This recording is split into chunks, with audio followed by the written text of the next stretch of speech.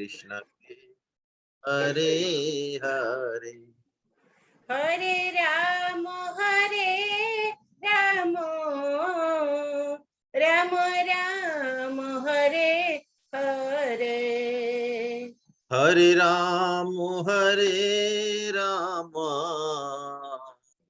राम राम हरे हरे। हरे कृष्ण कृष्ण कृष्ण हरे हरे। हरे कृष्ण कृष्ण कृष्ण हरे हरे। हरे राम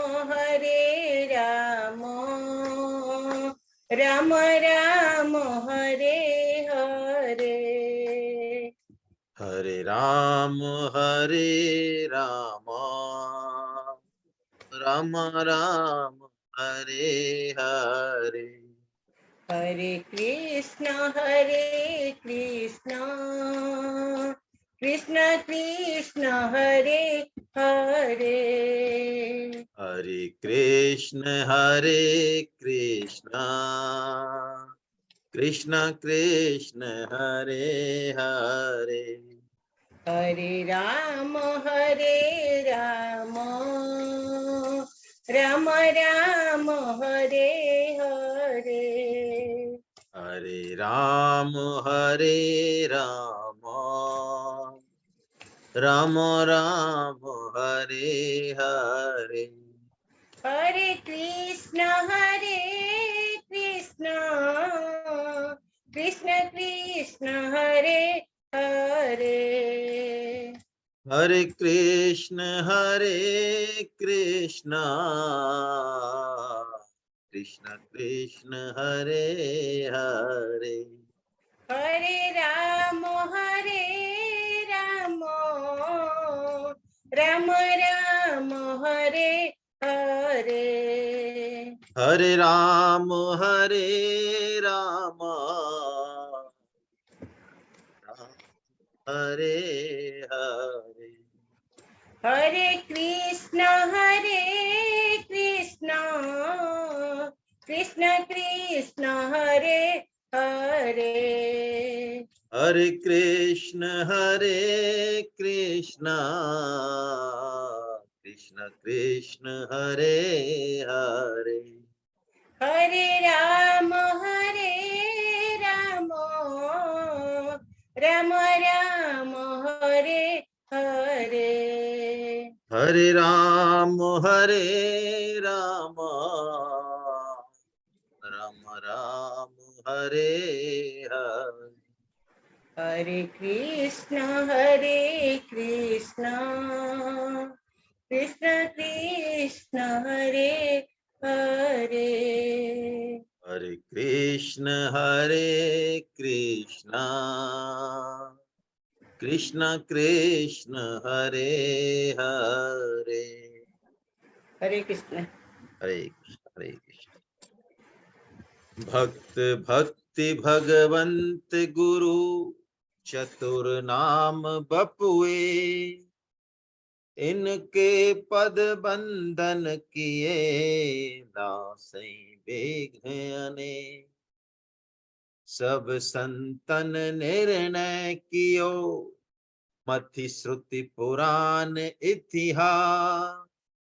भजवे को दोई सुघर कह हरिदास। बार बार बंदन करो श्री नाभा आभाए। जिन काढ़ो गाभा वेद को श्री भक्त माल रस दें। श्री प्रियादास पद कमल पुनि बंदउ बारंबार। कीनि भक्ति रस बोधनी टीका अति सुख सा। चार जुगन में भक्त जिते तिनके पद की धूरी। सर्वसु सिर धरि राखी हो मेरी जीवन मूल। प्रहलाद नारद पराशर पुंडरीका, व्यासाम्बरीश शुक शौनक भीष्म दालभ्यान, रुक्मांगदार्जुन वशिष्ठ विभीषणादि, ऐतानहं परम भागवतां नमामि। संत सभा झांकी नहीं, कियो न हरि गुण गान, नारायण फिर कवन विधि, पूछाए कल्याण। जो हरि प्राप्ति की आस है, तो हरि जन गुण गान, न तरु सुकृत भुंजे भी, ज्यों जन्म जन्म पछताए।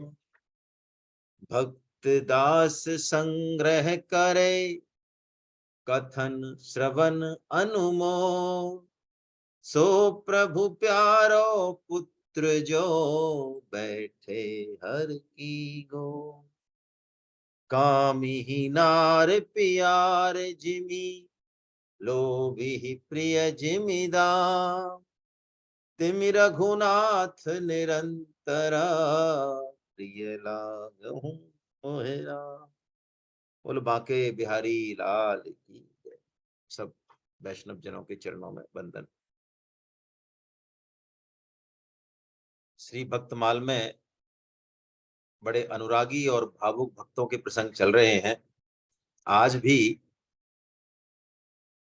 कुछ भक्तों के चरित्र हैं जो सामान्य बुद्धि से परे के हैं। जब निष्ठा अटूट हो, अनंत हो, तो सर्वत्र भगवत स्वरूप ही दिखता है। सृष्टि में द्वंद्व है, द्वंद्व यानी जोड़ा है, सुख दुख, राग द्वेष, लाभ हानि, जय पराजय, जन्म मृत्यु, अच्छा बुरा, द्वंद्व का नाम सृष्टि है। द्वंद्व से ही सृष्टि, जब तक सृष्टि है तब तक द्वंद्व रहेगा। कोई ये ना सोचे कि सृष्टि में कभी ऐसा क्षण आएगा कि द्वंद्व मिट जाएगा। द्वंद्व मिट गया तो सृष्टि नहीं रहेगी, सृष्टि खत्म हो जाती है। तीन गुण जैसे ही साम्य अवस्था में आते हैं इक्विलिब्रियम में, वो प्रलय है या महाप्रलय की अवस्था है। लेकिन भगवान के भक्त अपने स्वभाव को शुद्ध करके राग द्वेष से इतना ऊपर उठ जाते हैं कि उनको जड़ संसार भी भगवान का स्वरूप ही दिखाई देता है। कोई भी व्यक्ति कभी भी अच्छाइयों से रहित नहीं हो सकता, क्योंकि भगवान का अंश है। कैसा भी क्रूर से क्रूर हो जाए, ऐसा हो नहीं सकता कि उसमें अच्छाई ना हो, और ऐसा भी नहीं हो सकता, ऐसा तो हो सकता है कि बुराई ना हो, लेकिन अच्छाई ना हो ऐसा ना हो सकता है, क्योंकि दैवी अंश है मूल में हम। तो जिनकी निष्ठा अटल होती है, देखिए निष्ठा में ये ठय शब्द है ना, ठय, इसको ऐसा माना है कि ठय की जो ये ऊपर ये डंडा है, कोई लोहे का बांस है या डंडा है, और नीचे उसको गाड़ दिया जमीन में, और गाड़ ही नहीं दिया, उसके चारों तरफ ऐसे गोल मटके की सी कंक्रीट भर दी, ठय बना दिया। अच्छा, सिर्फ गाड़ दिया तो उसको हिला सकते हैं क्या? हाँ हिला सकते हैं, हिल जाएगी। हमारी निष्ठा या हमारी श्रद्धा कुछ ऐसी ही होती है। हमारी श्रद्धा टिकी रहती है, किसी मानक पे टिकी है, अनंत नहीं है, अटूट नहीं है, टिकी है। जैसे हम ईमानदार हैं तो ठीक है, बहुत अच्छी बात है। हमें रास्ते में 1 लाख रुपए मिले, है ना, बिस्किट मिले, हम ईमानदार हैं, हमारे चित्त में कोई विक्षेप नहीं है। लेकिन सोने की ईंट मिले तो, 1 करोड़ रुपए का बक्सा मिले तो, और पूरा चांस हो जाने का, तो फिर प्रश्न चिन्ह है। लेकिन गीता में आया वीतरागी। वीतरागी का मतलब है, अब चाहे 1 करोड़ हो चाहे पत्थर हो, समलोष्ट आस्म कंचना, कुछ भी हो, वो डिगा नहीं सकता, बस वो है तो है। तो ऐसी जो निष्ठा है, जो ठट्ठा वाली निष्ठा है, ये ऐसे भक्तों को कोई छोटी मोटी चीज भी डिगा नहीं पाती। कोई भी जिनको हम दोष दृष्टि करते हैं वो चीज भी नहीं डिगा पाती, क्योंकि वो इन कर्मों से भगवान की ही अटूट भक्ति को ही प्रमाणित करते हैं। आइए हम ऐसे कुछ चरित्रों को आज देखते हैं, उसी भाव से देखते हैं। मैंने जो ये बैकग्राउंड बनाया ये इसी निवेदन से बनाया कि हम जो है भक्तों में दोष दृष्टि नहीं कर बैठे। पसंद नहीं आए कोई बात नहीं, लेकिन दोष दृष्टि नहीं कर बैठे, क्योंकि भगवान ने अर्जुन को भी कई जगह कहा है कि जब भी परम गोपनीय बात बताते हैं भगवान अर्जुन को कहते हैं, अर्जुन तू अनसूया है ना, अनसूया है, इसीलिए मैं तेरे को बता रहा हूं, नहीं तो मैं बता नहीं सकता। अनसूया का मतलब उनमें दोष दृष्टि नहीं है किसी के प्रति, है ना, ये बात है। चलिए आइए अब हम पढ़ते हैं 56-51, जल्दी से पढ़ देता हूं मैं, है ना। 56-51 आपके पेज नंबर 428 पे शुरू हो रहा है, 29 पे खत्म हो रहा है। नीचे नीचे की लाइन को पहले पढ़ते हैं। आशय अगाध दुहु भक्त को हरितोषण अतिशय कियो। आशय अगाध यानी ये जो चरित्र आ रहा है उसका उद्देश्य क्या है? दुहु भक्त यानी दो भक्तों का चरित्र आ रहा है। हरितोषण कैसा प्यारा शब्द है, यानी भगवान की प्रसन्नता के लिए, तोषण यानी संतुष्टि के लिए। हमारा जो मुख्य उद्देश्य है, हम जो सत्संग करते हैं, गीता पढ़ते पढ़ाते हैं, भागवतम पढ़ते पढ़ाते हैं, गीता प्रचार करते हैं, इसके मूल में हमारे पूरे सिस्टम ऑर्गेनाइजेशन के मूल में यदि कोई एक चीज ढूंढी जाए कि एक चीज बताओ, एक चीज क्या है आपके संगठन की या आपके सिस्टम की, तो वो यही है हरितोषण। हम क्या काम करना चाहते हैं? हम गीता पढ़ाना पढ़ाना ये तो सब ऊपरी चीजें हैं। हम मूल में क्या काम करना चाहते हैं? भगवान को कैसे हम प्रसन्न कर सकें। भगवान गीता प्रचार से प्रसन्न होते हैं, हम गीता प्रचार का काम करते हैं। देखिए हमारे कैलाश जी जो है इस बार 2500 साधक थे, लेकिन अकेले कैलाश जी अग्रवाल साहब ने 2500 साधकों को जो है पोस्ट ऑफिस में जा जाके उनकी सबकी किताबों को डिस्पैच किया। यहाँ तक कि इनकी पत्नी की तबीयत बहुत खराब रहती है, खराब नहीं मैं कह रहा हूँ, बहुत खराब रहती है। हम जैसे हों तो 4 अटेंडेंट और रखें, तो वो ऐसी पोजीशन में भी इनके साथ घंटों पोस्ट ऑफिस में जाती हैं, लाइन में लगती हैं और किताबें देती हैं। अद्भुत काम किया है इन्होंने। क्यों किया है? किसी के लिए ये इतने उच्च कोटि के साधक हैं कि किसी के लिए काम नहीं कर रही है। कोई कोई ये सोचे कि संतोष गुप्ता के लिए या कोई किसी और पदाधिकारी के लिए, नहीं नहीं नहीं नहीं, सिर्फ और सिर्फ भगवान के लिए, भगवान की प्रसन्नता के लिए काम कर रहे हैं, है ना। तो ये दो भक्त जो हैं उनके मूल में क्या बता रहे हैं नाभाजी? हरितोषण अतिशय कियो। इन्होंने भगवान की प्रसन्नता के लिए बड़ा भारी काम किया, कोई अतिशय काम कर दिया, बड़ा अथाह काम कर दिया। क्या काम कर दिया? अब बता रहे हैं आगे। रंगनाथ को सदन करन बहु बुद्धि विचारी, कपट धर्म रचि जैन द्रव्य हित देह बिसारी। रंगनाथ, ये रंगनाथ जी क्या है? देखिए ये श्री रंगनाथ जी जो है ना, इनकी बड़ा प्यारा चरित्र। अभी जो रंगनाथ जी का जो मंदिर है उसी मंदिर को बनाने की बात हो रही है। उसमें जो विग्रह है, इस विग्रह की बड़ी कहानी है।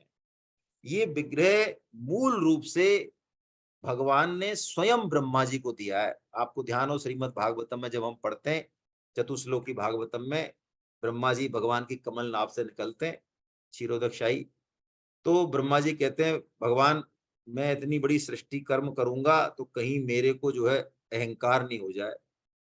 तो भगवान उनको चतुश्लोकी का उपदेश देते हैं और उनकी खुद की आराधना कैसे की जाए, पूजा कैसे की जाए, वो पद्धति बताते हैं। बड़ा उपदेश है जिसका कि पांचरात, जिसको कि नारद जी को दिया है बाद में, जो नारद पांचरात के नाम से है, 5 रात्रि में दिया है जो है ना। तो भगवान अपनी पूजा आराधना की विधि बताते हैं और एक विमान देते हैं उनको श्री रंग नाम का। विमान मतलब ऐसा जिसमें भगवान श्री रंगनाथ जी का विग्रह भी है, चतुर्भुज भी है। तो ये अर्च विग्रह जो है श्री रंगनाथ जी का, ये ब्रह्मा जी इसकी पूजा अर्चना करते थे। तो ये जो इक्ष्वाकु वंश जिसमें भगवान श्री राम हुए, वो इक्ष्वाकु जी ब्रह्मा जी से मांग लाए उसको। जब उनको पता चला, है ना, राजा इक्ष्वाकु ने, तो मनु महाराज ने कहा कि ऐसी ऐसी, तब उनकी लालसा हुई कि हम भी करें। मनु महाराज ने बताया बहुत अच्छा विग्रह हमारे टाइम पे ब्रह्मा जी को दिया था। तो इक्ष्वाकु जी ले आए। इक्ष्वाकु से चलते चलते चलते चलते भगवान श्री राम तक आता है। तुलसीदास जी की उसमें भी वर्णन है। और बाद में भगवान श्री राम से ये विभीषण जी को मिल जाता है और विभीषण जी से फिर अब श्री रंगनाथ जी का ये विग्रह है। तो क्या किया, वो रंगनाथ जी का विग्रह उनको कहीं दिखा ऐसे ही जंगल में, बड़ा अच्छा विग्रह था, एकदम से प्रेम हो गया, मोहित हो गए। तो इन दोनों के मन में आया रंगनाथ को सदन, सदन यानी कि इनका मंदिर बनवाए भगवान का। ये रंगनाथ जी का मंदिर बनवाए, सदन करण बहु बुद्धि विचारी और कपट धर्म रचि जैन द्रव्य हित देह विसारी। तो धन चाहिए मंदिर बनवाने के लिए, तो अब धन कहाँ से आया? धन भी बहुत ज्यादा चाहिए। तो एक जैन मंदिर में उनको पता चला कि बहुत जो है तगड़ा जो है वहां पे धन है। तो इन्होंने, थे तो ये वैष्णव, लेकिन इन्होंने जैन धर्म अपना लिया।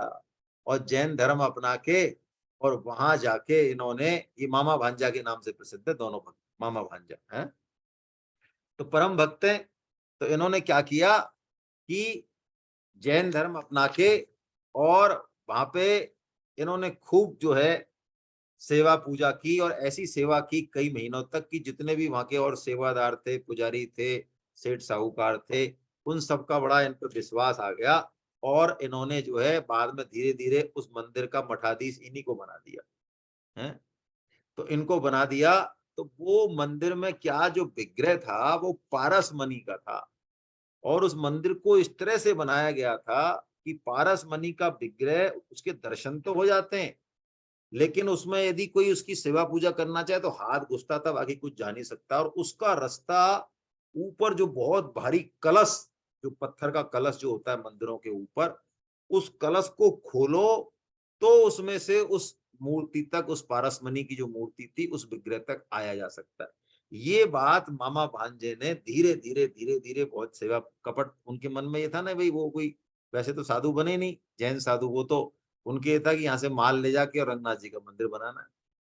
तो जो मंदिर को बनाने वाले जो मिस्त्री आए कभी, तो उन्होंने बड़े प्रेम से उनसे पूछ लिया कि महाराज कभी कोई आक्रमण वाक्रमण हो जाए, कोई यवन ववन आ जाए, तो कैसे जो है इस मूर्ति की रक्षा करेंगे? ये तो है ना, हम सेवा पूजा तो पूरे मन से कर रहे हैं।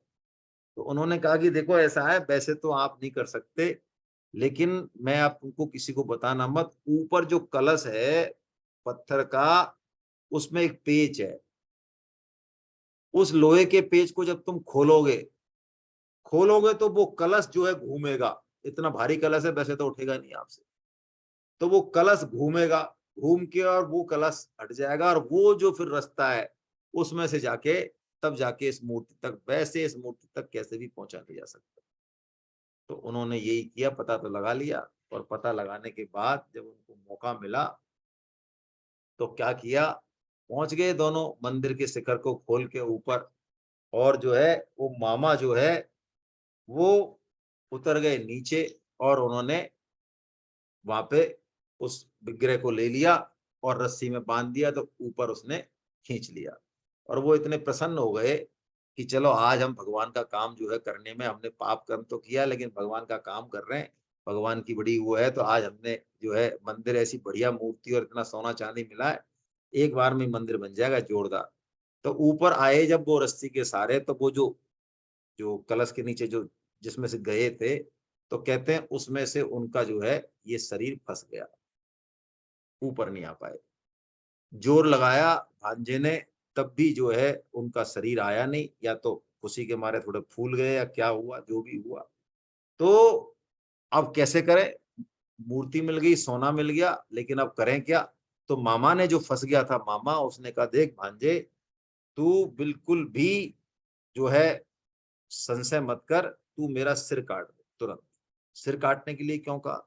उन्होंने कहा देखो अपन वैष्णव वेश है, हमारा पता चलेगी, पोल खुलेगी बाद में, तो लोग वैष्णव वेश को जो है गाली देंगे कि वैष्णव क्या ऐसे होते हैं? बताओ, हमारे मंदिर में चोरी करके ले गए, जैन बन के, वैष्णव बन के। तो और दूसरा, तू यहाँ यदि मेरे को निकालने के चक्कर में रहेगा तो पकड़ा जाएगा, अभी कोई ना कोई आएगा तो तू भी चला जाएगा, हम दोनों पकड़े जाएंगे और काम भगवान का बनेगा नहीं। तो इसलिए तू जो है पक्का हृदय करके, ये मेरा आदेश है तेरे को, भगवान के काम के लिए सब चीज भूल जा, भगवान पे विश्वास करके मेरा गला काट दे, है ना। मैं वेश वेश की निंदा सहन नहीं कर सकता, मेरी मृत्यु चाहे सहन कर सकता हूँ। यही हुआ पूरी तरह से करके। उन्होंने कहा भाई प्राण भी जाएंगे तो गला काट के, एक हाथ में सिर भांजा जो है रोता हुआ, दूसरे हाथ में मूर्ति और सारा सोना लेके वो गया जहां पर वो कावेरी द्वीप, जहां पर की मंदिर की प्रतिमा थी, जहां दोनों ने मंदिर बनाने का निश्चय किया, वहां वो पहुंचा। तो देखता है उस जगह पे मंदिर की नींव खुद रही है पहले से ही। तो उसको बड़ा दुख हुआ कि अरे, मंदिर हमको बनवाना था, ये किसी ने कब्जा कर लिया या कोई और मंदिर बनवा रहा है, क्या है? तो और पास में गया तो देखा वो मामा जी वहां पर मिस्त्रियों को आदेश दे रहे हैं, यहाँ पर ये डालो, यहाँ ये डालो, यहाँ ये डालो। तो उन्होंने कहा, अरे मामा जी, फिर मैंने किसका सिर काटा जो आप यहाँ पे? तो वो कह रहे हैं, भैया मुझे भी कुछ नहीं पता, है ना? सिर काटने के बाद मेरे को तो एकदम से भगवान की ऐसी, बड़े गले मिल गए दोनों एक दूसरे से, है ना? कि भगवान और भक्त कैसे एक दूसरे को परम, दोनों ने मिलके बड़ा विशाल मंदिर बनवाया। यही रंगनाथ का मंदिर है। तो यही चरित्र है इनका, है ना? दूसरा चरित्र इसमें छप्पे में जो आया है, ये भी देखिए बेश निष्ठा का बड़ा जबरदस्त प्रमाण है।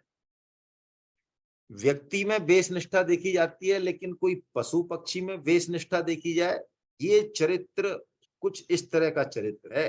हंस, हंस जो होते हैं, तो उनका ये चरित्र है। ये हंस कैसे हंस हैं? एक तो मानसरोवर के हंस हैं ये, और इनकी थोड़ी हिस्ट्री जान लें जिनका हम चरित्र ले रहे हैं। एक गोस्वामी विठल नाथ जी हुए हैं। देखिए कैसे बढ़िया होंगे ये, उनकी एक बात बड़ी प्यारी आई है। विठल नाथ जी एक ऐसे भक्त हुए जिन्होंने ये कहा कि मैं रोज किसी न किसी व्यक्ति को भगवान की बात सुनाऊंगा, उपदेश दूंगा, दीक्षा दूंगा या ब्रह्म संबंध कराऊंगा। यदि मैं नहीं करा पाया तो उस दिन वो अन्न जल ग्रहण नहीं करा। और आपको ये बात यदि मान लो ऐसी लगे अजीब सी, तो मैं आपको चलिए एक नाम ले देता हूँ। है, 2-3 साल पहले हमारी श्रीमद् भागवतम की जो फिजिकल क्लास हुआ करती थी, जो 4 साल की क्लास होती है, उसमें हमारे एक लालचंद जी, है ना, साधक हैं, आप जानते होंगे, बहुत सारे, बड़े देखने में बहुत ही सरल। और तो लालचंद प्रजापति जी, उनकी आप बात सुनो। ये तो अपने साथ वालों की बात है। लालचंद प्रजापति जी ने भागवतम क्लास में गीता प्रचार की महिमा सुन के ऐसा व्रत लिया कि यदि मैं किसी दिन रोज भगवत गीता की किताब, सीडी, रजिस्ट्रेशन, कुछ भी, मतलब भगवत गीता का प्रचार यदि मैं नहीं करूंगा, तो मैं उस दिन रोटी नहीं खाऊंगा। और इसमें कोई अतिशयोक्ति लगे तो आपको मैं नंबर दे दूंगा उनकी, आप जयपुर में रहते हैं, बात कर लो, अभी भी हमारे साधक ही हैं, गीता के साधक हैं। और उनसे आप व्यक्तिगत बात करेंगे तो उनको भगवान की कृपा का अनुभव हुआ। किसी किसी दिन तो ऐसा हुआ कि शाम हो गई, रात हो गई, 8 बज गए, लेकिन एक भी व्यक्ति को वो जो है नहीं कह पाए। और कैसे चमत्कार उनके साथ, देखिए भक्त जब सच्चा होता है तो भगवान रक्षा करता है। साल भर तक, 1 साल तक उन्होंने ये नियम निभाया। तो ये विठल नाथ जी भी क्या है, इन्होंने भी एक ऐसी प्रतिज्ञा की कि मैं रोज किसी न किसी को जो है ब्रह्म संबंध कराऊंगा या उपदेश दूंगा। तो अब एक दिन क्या हुआ, ये उत्तराखंड की यात्रा पे गए, मानसरोवर पहुंचे, मानसरोवर में वहां कोई नहीं मिला। कौन मिले वहां? मानसरोवर में कोई, मानसरोवर है कोई तो जा भी नहीं सके।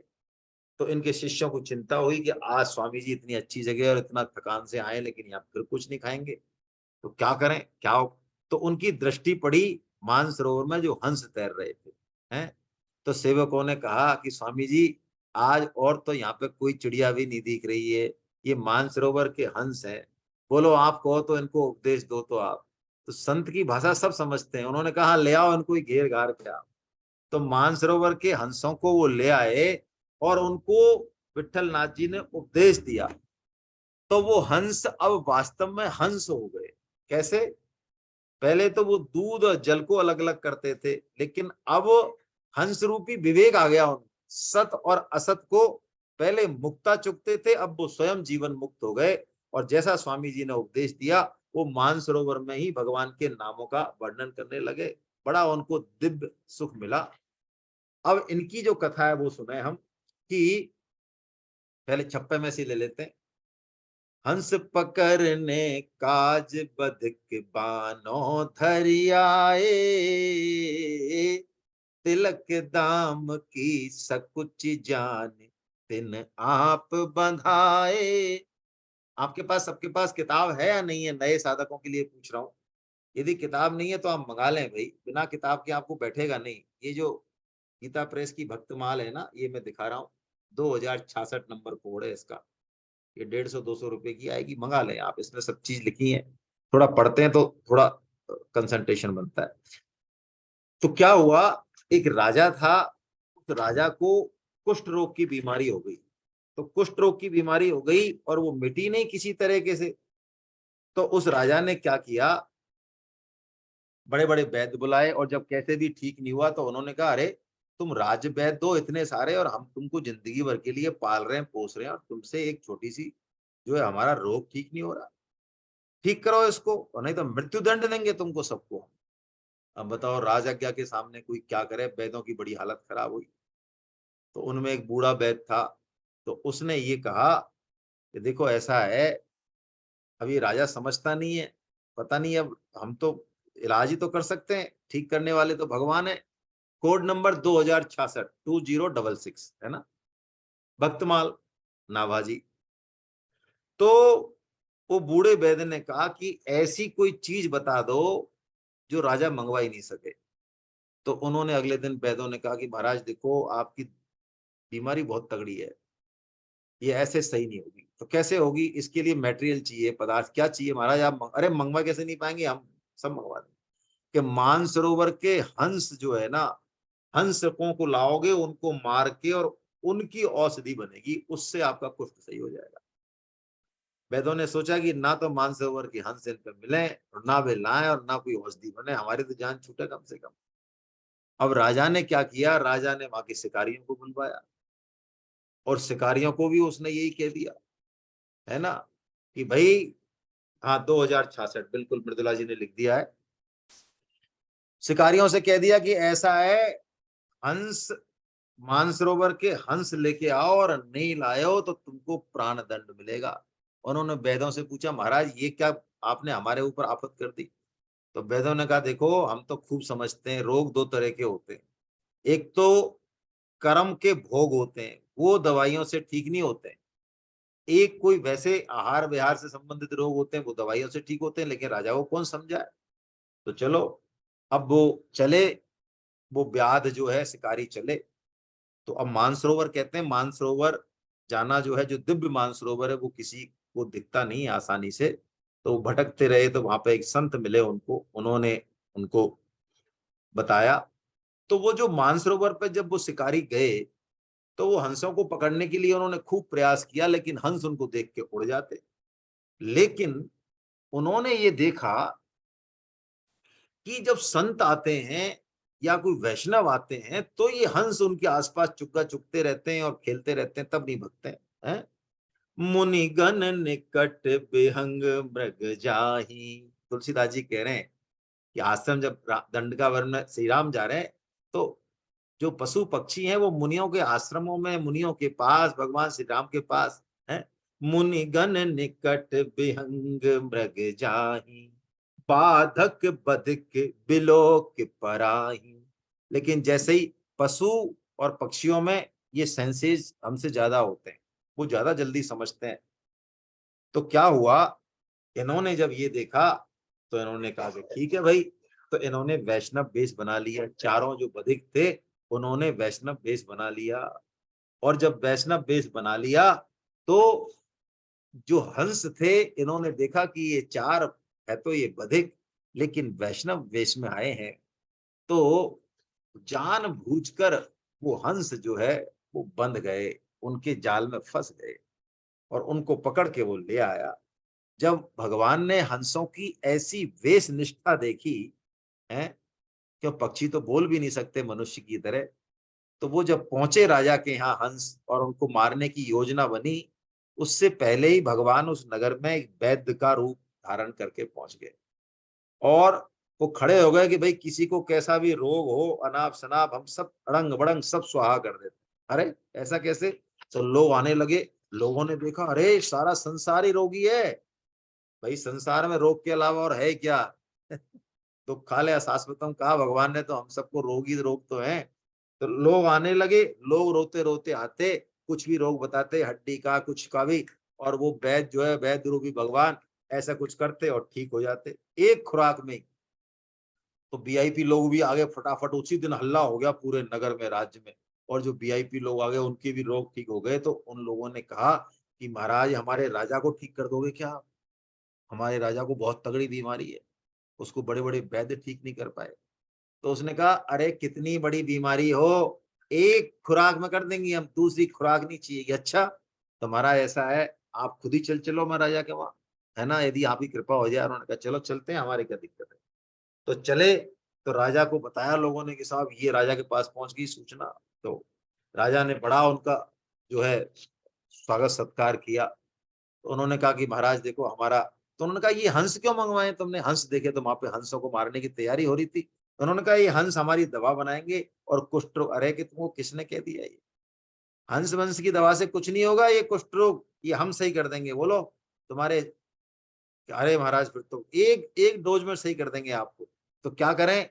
उन्होंने कहा कि ऐसा है, आप जो है इन हंसों को तो फ्री कर दो, है, और हम आपको कर देंगे।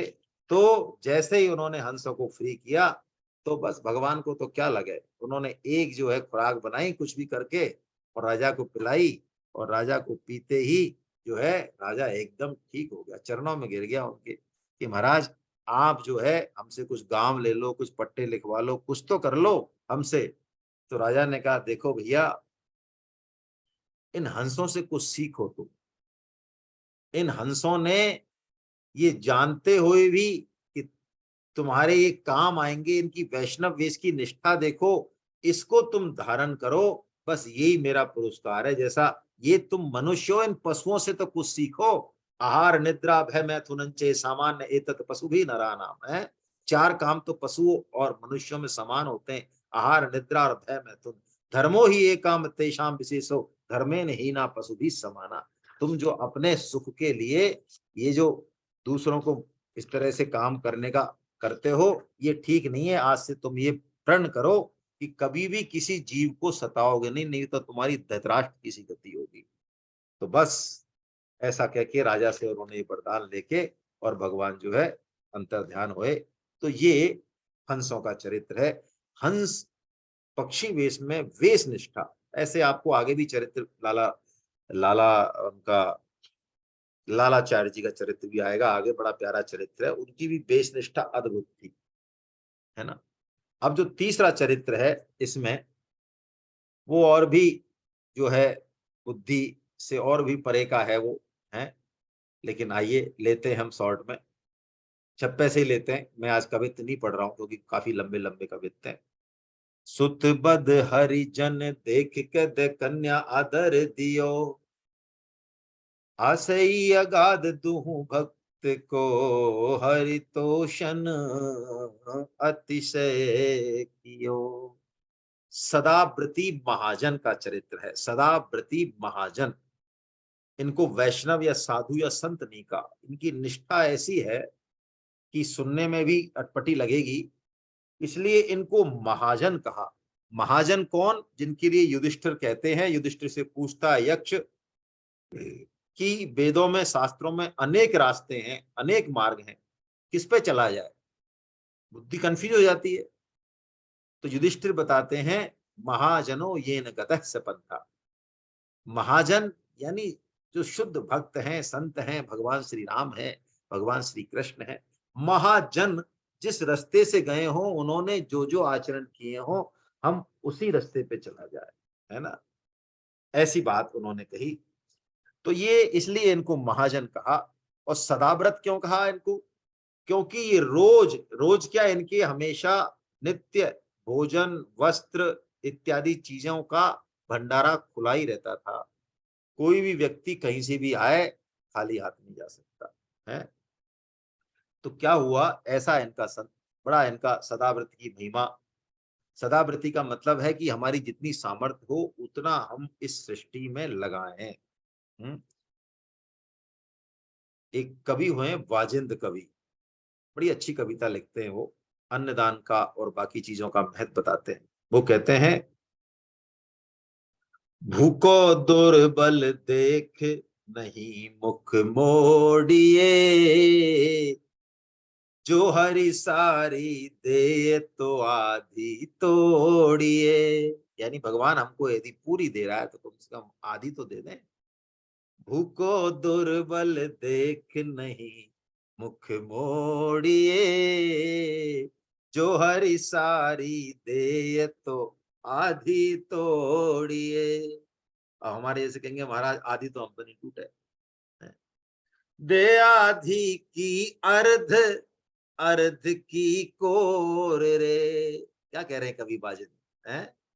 दे आधी की अर्ध, अर्ध की कोर रे, अन्न सरीखा पुण्य नहीं को और रे, निपट नकारो नहीं दे हैं।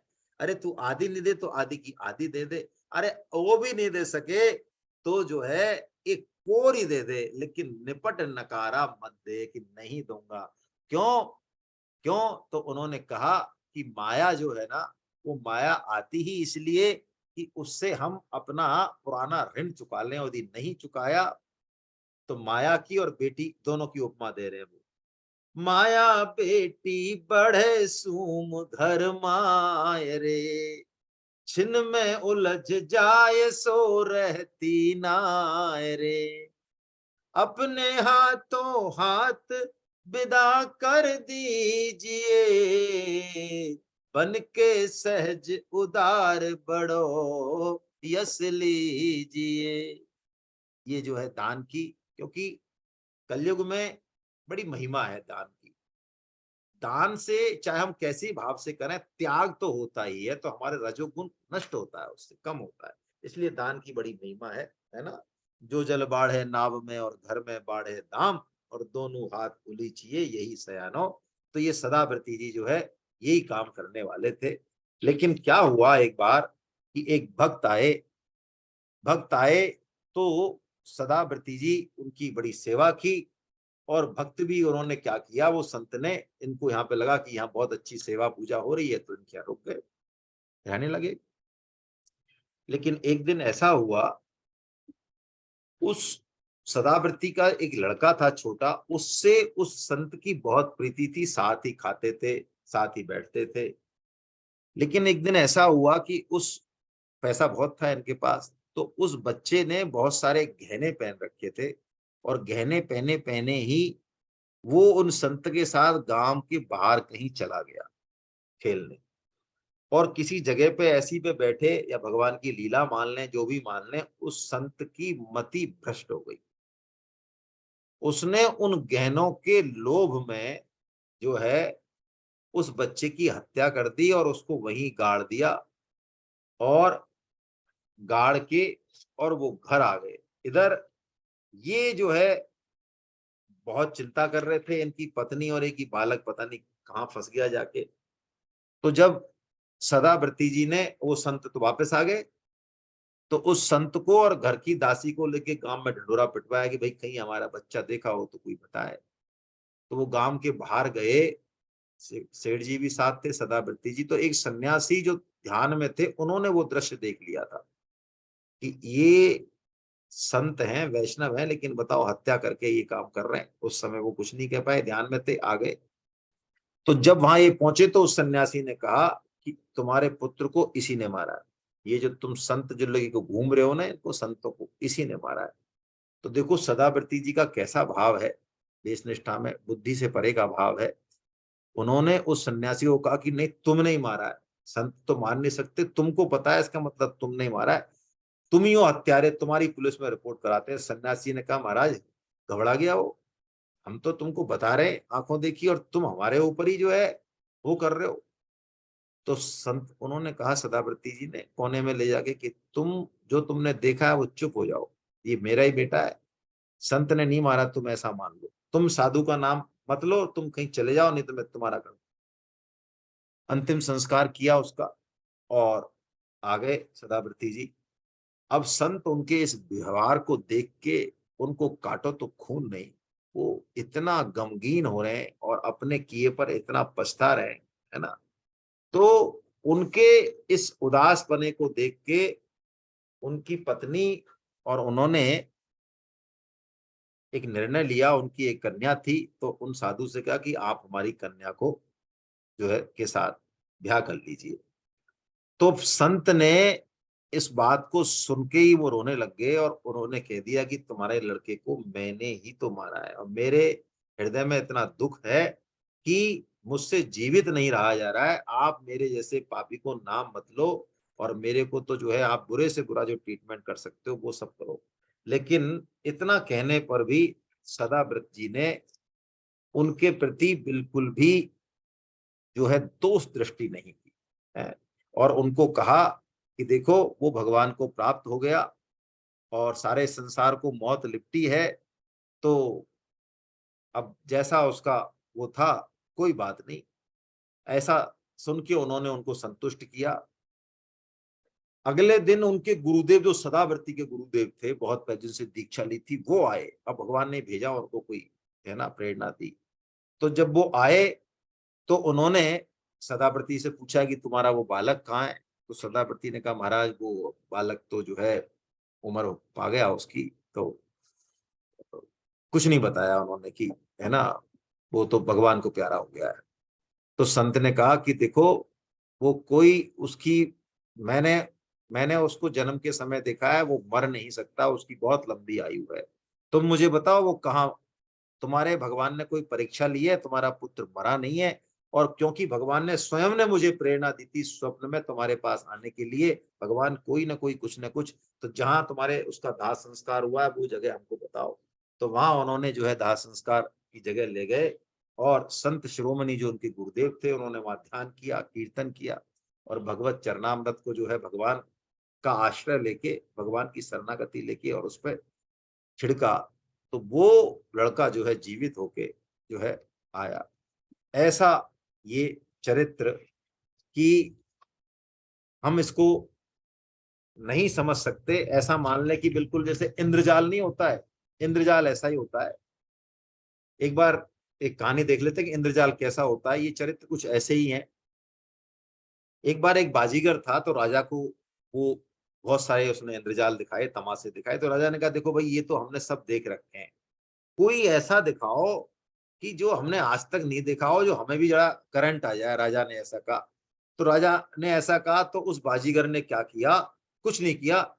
इतने में आकाश में से बाजे बजने लग गया अचानक। तो उस बाजीगर ने कहा महाराज देखो, आपको तमाशा मसा तो हम बाद में दिखाएंगे, ऊपर क्या है, देवताओं में और असुरों में युद्ध हो रहा है, नगाड़े बज रहे हैं, हम हमको सुनाई दे रहे हैं, आपको भी दे रहे हैं कि हाँ, हमको भी दे रहे हैं। हाँ तो मेरे को ही देते हैं वैसे तो, पर तुमको भी दे रहे हैं।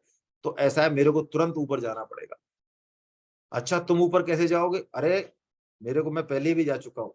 उसने कच्चा धागा लिया एक और नीचे जमीन में और फिर ऊपर फेंक दिया, एक सिरा नीचे पकड़ा तो वो धागा तन गया ऊपर। कि ऐसा है देखो, हम ऊपर जा रहे हैं युद्ध करने और ये हमारी जो स्त्री है, इसको राजा को कहा कि आप रख लो इसको, हम जब आए सुरक्षित रख लो, हम टाइम लग सकता है वहां पे, फिर आपको हम दिखाएंगे तमाशा। राजा ने कहा ठीक है। तो वो उसके सारे अस्त्र शस्त्र लेके जो है चढ़ गया और ऊपर चढ़ गया, दिखना बंद हो गया। कुछ देर बाद उसके हाथ पैर है सब कटने लगे और अंत में सिर भी कटने दिखने लगा, सिर कट के गिरा उसका। सिर कट के गिरा तो उसकी स्त्री ने कहा अरे ये तो हमारे पति देव जो है ये तो कट गए, तो मर गए। तो वो रोने लगी, मेरे मेरे को सती करो। तो सब लोगों ने वहां राजा की आज्ञा अनुसार सती कर दिया, लकड़ी बकड़ी लगा के, और सती आज्ञा, वो सती हो गई। सती हो गई, सती हुई। सती होते ही जैसे ही आग बुझी, वो बाजीगर जो है खट अस्त्र शस्त्र लेके और नीचे आ गया। उन्होंने कहा बादशाह हैरान, उन्होंने कहा कहो महाराज हमारी स्त्री कहाँ है? स्त्री? अरे कमाल करते हो तुम, तुम्हारी स्त्री तुम्हारी स्त्री तो सती हो गई भाई। उन्होंने कहा महाराज आप एक बात बताओ, इतने बड़े राजा होके झूठ बोलते हो जो है मेरी सुंदर स्त्री को हड़पना चाहते हो आप, बहानाबाजी कर रहे हो। जब मैं तुमसे कह के गया कि मैं आऊंगा थोड़ी देर में, सती कैसे हो गई? मैं खड़ा हूं सामने, फालतू की बात करो। पंचायत सारे लोग खड़े थे, लोगों ने समझाया उसको। अरे कि भाई अरे कि तुम सब चेले चपाटे राजा के झूठ बोलते हो, है ना? जब मैं कह रहा हूँ मेरे साथ सती हुई है, मैं खड़ा हूं तुम्हारे सामने, तुमको दिख नहीं रहा? झूठ बोलते हो तुम, राजा झूठा है, मेरी सुंदर स्त्री को जो हड़पना चाहता है। मैं अभी बुलाता हूँ, देखो मेरी स्त्री को। ऐसा कह के उसने स्त्री को आवाज दी, तो वो खट खट जो है चम चम चम करती हुई और राजा के अंदर के महल में से आ गई। लोगों को तो महाराज ने क्या, तुमने यार हमारी सांस ऊपर की ऊपर नीचे की नीचे कर दी भैया। तो महाराज आपने तो कहा था कि ऐसा खेल दिखाना जो हमने अब तक नहीं देखा हो, तो हमने ऐसा खेल दिखा दिया आपको, देखो ये है ना। तो राजा बड़ा प्रसन्न हुआ, बहुत इनाम दिया। तो ऐसे ही जो है ये चरित्र है। अब आइए, अब हम बड़े अच्छे चरित्र, अब इसके बाद और भी अच्छे चरित्र शुरू हो रहे। छप्पे 52 लेते हैं हम, इसका एक चरित्र ले लेते हैं, बड़े अच्छे चरित्र है, बड़े बहुत प्यारा चरित्र है, ये भी ले लेते हैं। आइए थोड़ा थोड़ा पढ़ते हैं। छप्पे 52। चारों जुग चतुर्भुज सदा, भक्त गिरा साची करन। 432 पर। चारों जुग चतुर्भुज सदा, भक्त गिरा साची करण। क्या बढ़िया बात कह रहे हैं नाभा जी, कि कोई सा भी युग हो, भगवान जो है भक्तों की वाणी को सच करने के लिए मानो खड़े ही रहते हैं। हो कोई शुद्ध भक्त है। क्या क्या किया भगवान ने, अब चरित्र बता रहे हैं, और ये चरित्र ऐसे हैं जो हम और आप उससे साम्य कर पाएंगे। ये उदयपुर का चरित्र है, और कोई बहुत पुराना चरित्र भी नहीं है। इनके राजाओं के नाम सुनेंगे तो ये हमें इतिहास में भी मिलेंगे, सत्य घटनाएं हैं। दारूमयी तलवार सार में रची भुवन की। भुवन सिंह चौहान नाम का चरित्र है। भुवन सिंह जी एक क्षत्रिय राजा, क्षत्रिय वह हैं। तो कह रहे हैं उनकी तलवार के साथ क्या किया। दारूमयी तलवार सार में रची भुवन की, देवाहित सित केस प्रतिज्ञा राखी जन की। ये देवा नाम के एक पंडा हुए हैं पुजारी, उनके साथ भी भगवान ने कैसा कौतुक किया।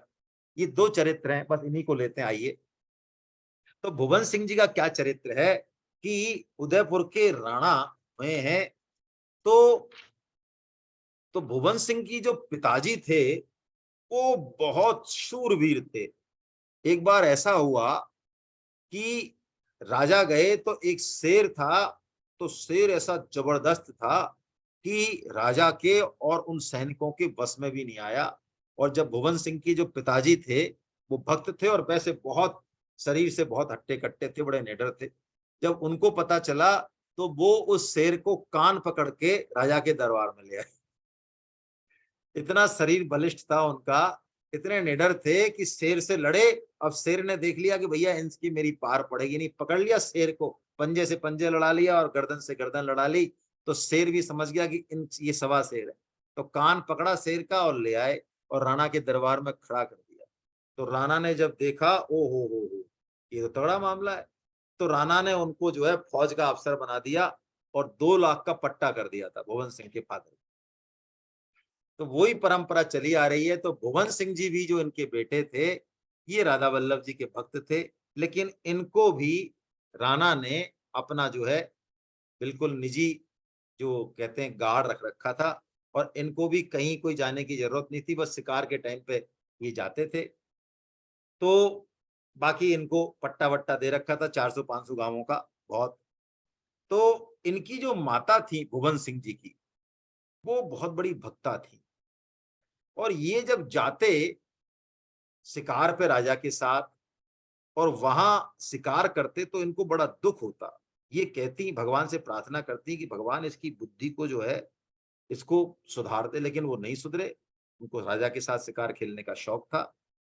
तो एक दिन क्या हुआ, भुवन सिंह जी का जो धनुष, तलवार और जो तीर कमान का जो तरकस होता है, वो कील पे लटका हुआ था। तो उस कील की डोरी को चूहे ने काट दिया। तो वो तरकस नीचे गिर गया और वो तीर फैल गए लोहे के। जब आवाज हुई, भुवन सिंह जी बगल में सो रहे थे दूसरे कमरे में। तो भुवन सिंह जी जब गए कि किसकी आवाज हुई, क्या बात हुई, दौड़ के गए। तो अंधेरे में दिखा तो है नहीं, और तीर जो थे लोहे के, वो तीर जो जमीन पे थे, एकदम से इनका पैर जब गया तो वो तीर की जो लोहे की अनी थी वो इनके पैर में घुस गई। और जैसे ही घुसी, एकदम से ये चिल्ला उठे बुरी तरह से, हाय मैया कर। तो इनकी माँ आई, तीर निकाला, पट्टी बांधी और उनसे कहा कि तू कैसा क्षत्रिय है, थोड़ा सा तीर घुसते ही हाय हाय करने लगा है। और तू रोज जो है ये जो तू शिकार करके आता है, उनको मार के आता है, तेरे को उन्होंने उस दिन जो है उनमें उनको बहुत उपदेश दिया और कहा कि आज के बाद तूने शिकार किया तो मैं जो है तेरे से अपनी ममता को बिल्कुल मार्शल हटा लूंगी, मतलब मां नहीं मान, बेटा नहीं मानूंगी। उस दिन क्या हुआ, उस दिन ही वो शिकार के लिए तो गए, लेकिन उस दिन एक हिरनी थी जो राजा के हाथ नहीं आ रही थी, उनके घोड़े से आगे निकल गई। तो इन्होंने फुर्ती से, राजा ने जैसे ही जोश दिलाया तो फुर्ती से उस हिरनी को जो है तलवार मार दी। और जैसे ही तलवार मारी तो वो हिरनी मर गई, और वो गर्भिणी थी, उसका बच्चा भी अंदर से तड़प के मर गया। जब इन्होंने ये सीन देखा, एकदम सुबह इनके साथ वो चोट हुई थी, माँ का उपदेश याद आया। उस दिन से इन्होंने प्रतिज्ञा कर ली कि अब हम जो है आज के बाद जीव हत्या नहीं करेंगे। तो अब हम राजा के साथ तो रहेंगे भाई, रोजगारी हमारी यही है, निष्ठा हमारी यही है। तो इन्होंने कहा कि हमारे हाथ में तलवार होगी तो कभी न कभी हत्या हो भी जाएगी, तो क्या करें, और बिना तलवार जो है होगी नहीं। तो माँ को बताई उन्होंने कि माँ देखो, नौकरी भी नहीं छोड़ सकते, खाएंगे क्या, राजा भी नहीं छोड़ेगा, और हत्या मैं करूंगा नहीं, मेरे मन में प्रण आ गया। तो माँ ने क्या किया, माँ के कहने पे और गुरुदेव से पूछ के उन्होंने वो जो तलवार थी लोहे की पुरखों की, उसकी जगह उन्होंने उसी म्यान में लकड़ी की तलवार बना के रख ली और राजा के साथ रहने लगे, जाने लगे, लेकिन शिकार में तलवार निकालते नहीं थे। अब इनका एक भाई था जो इनसे बहुत जलता था कि राजा इन पर बड़ा खुश है। तो भुवन सिंह का जो भाई था, उसको ये चीज पता लग गई कि इसकी तो दारूमई यानी लकड़ी की तलवार है। तो वो जो है राजा के पास इधर उधर से खबरें पहुंचाने लगा, महाराज आप इतने बड़े राज्य के राजा हो और आपका अंगरक्षक जो है बताओ लकड़ी की तलवार रखता है, ये है वो है। तो राजा ने कहा ऐसा होता है क्या, ऐसा नहीं होता है। भुवन सिंह जी का तेज इतना था, भक्त थे और वैसे भी बहुत बलिष्ठ थे, तेज। एक साल बीत गया लेकिन उनकी हिम्मत नहीं हुई कि जो है भुवन सिंह से पूछ भी लेंगे तुम क्या हो, है ना। आखिर में जब बहुत पीछा किया राजा का, तो राजा ने, एक मंत्री ने ट्रिक निकाली कि राजा जी हम आपको एक तरकीब बताते हैं। तो उन्होंने एक पार्टी करी बहुत, है ना, गोष्ठी करी, मतलब राजभवन में, बाग में जाके। तो राजगोष्ठी करी, उसमें मंत्री सेनापति सब मुख्य मुख्य लोग थे, और इनको भी बुलाया। तो जब बुलाया तो वहां पर जब सारा खाना पीना सब जब हुआ, तो राणा जी ने कहा, टेक्निक युक्ति थी ना, कि देखो भाई मेरी तलवार से बढ़िया तलवार और किसकी होगी, सब अपनी अपनी तलवार बताओ। हैं। तो राणा ने अपनी तलवार दिखाई, उधर सेनापति ने अपनी तलवार दिखाई, सब और लोगों ने, योद्धाओं ने अपनी अपनी तलवार दिखाई। और जब भुवन सिंह जी का नंबर आया, अब भुवन सिंह जी आगे पीछे हो लेकिन अब मना तो कैसे करें।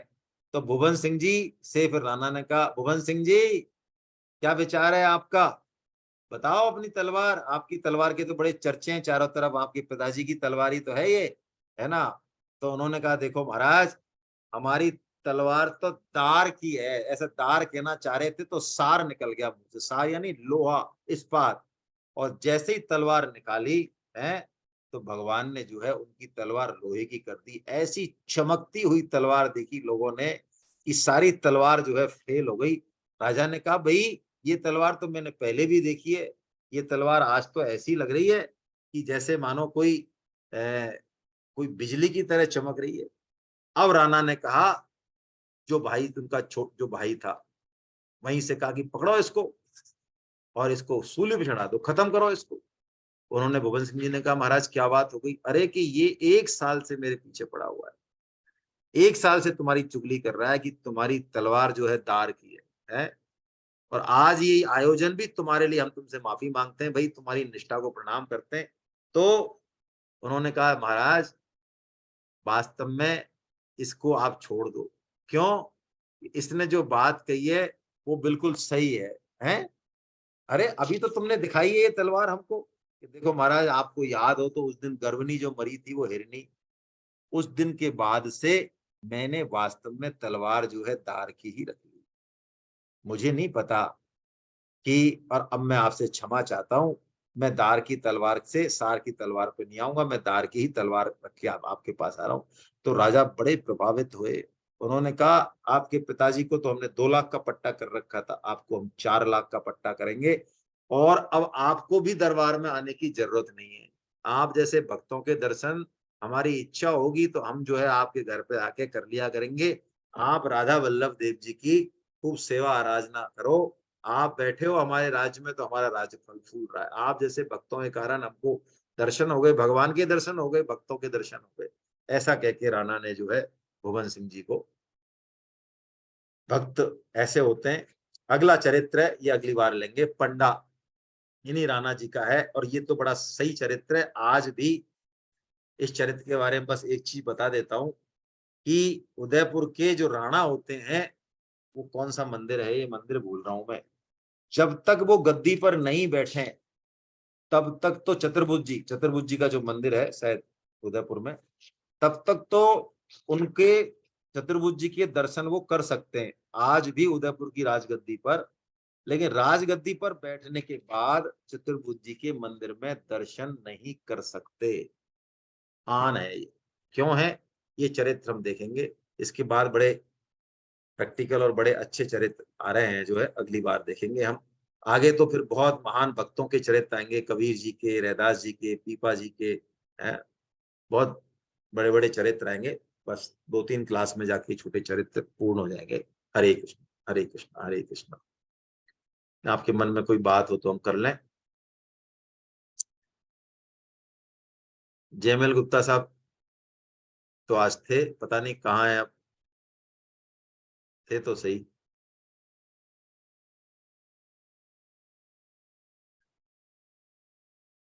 चलिए, गोविंद जय जय गोपाल जय जय, गोपाल जय जय, राधा रमण हरि गोविंद जय जय, राधा रमण हरि गोविंद जय जय, गोविंद जय जय गोपाल जय जय, गोविंद जय जय गोपाल जय जय, राधा रमण हरि गोविंद जय जय, राधा रमण हरि गोविंद जय जय, श्री राधा रमन हरि गोविंद जय जय, श्री राधा रमण हरि गोविंद जय जय, नाम संकीर्तनम यस्य नाम संकीर्तनम यस्य सर्व पाप प्रणाशनम, सर्व पाप प्रणाशनम, प्रणामो दुःख समनस्तम नमामि हरिं परम, प्रणामो दुख। दुःख सर मैं बोल रहा हूँ एक समनस्तम मिनट जी। नमामि हरिं मी परम। हरि बोलो वृंदावन बदन बिहारी लाल की, बोलो की बांके जय, बिहारी लाल की, बोलो राधा जय देव सरकार की, की अर्जुन के सखा जय, श्री कृष्ण की, मीरा के जय घर की, सूर के घनश्याम जय, की, ब्रज भानु सुता जय रानी की, मर्यादा जय, पुरुषोत्तम भगवान श्री राम की, जानकी जय माता की, गौ माता जय, की, धरती माता जय की, साधक जय हो, संजीवनी, श्रीमद् जय हो, भागवत महापुराण की, श्री जय श्री हो, भक्तमाल की, सब जय संतों हो, की, सब जय भक्तों हो, की, अनंत जय कोटि हो, वैष्णव वृंद की, आज के जय हो, आनंद। हरि जय बोल। हो, हरि बोल, मिलते हरि हैं हम बोल। अगले मंगलवार को, है ना, नए चरित्रों के साथ। जय जगन्नाथ, जय जय जगन्नाथ, जगन्नाथ। जय जगन्नाथ।